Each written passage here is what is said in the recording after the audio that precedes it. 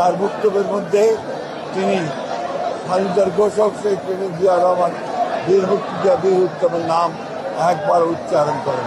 আওয়ামী লীগ ইতিহাস বিকৃত করেছে, এখন আবার সেই ইতিহাস বিকৃত হচ্ছে। আমি অত্যন্ত হতাশ হয়েছি। গতকাল প্রধান উপদেষ্টা যে বক্তব্য রেখেছেন সেই বক্তব্যে তিনি সেই রোড ম্যাপের কথা বলেন না। আমরা হতাশ হয়েছি যে তার বক্তব্যের মধ্যে তিনি স্বাধীনতার ঘোষক শেখ প্রেসিডেন্ট জিয়া রহমান বীর মুক্তিযোদ্ধা বীর উত্তমের নাম একবার উচ্চারণ করেন। অথচ এটাই ছিল ইতিহাস। আমরা আবারও চাই না আওয়ামী লীগ ইতিহাস বিকৃত করেছে, এখন আবার সেই ইতিহাস বিকৃত প্রকৃত সত্যকে উদ্ঘাটিত করে জনগণের যে আকাঙ্ক্ষা একটি গণতান্ত্রিক সরকার, গণতান্ত্রিক সরকারে যত দ্রুত ফিরে যাওয়া যাবে আমাদের সমস্যাগুলো ততই সমাধান হবে বলে আমরা বিশ্বাস করি। এটা ভেদ, এটা অত্যন্ত অস্পষ্ট কথা।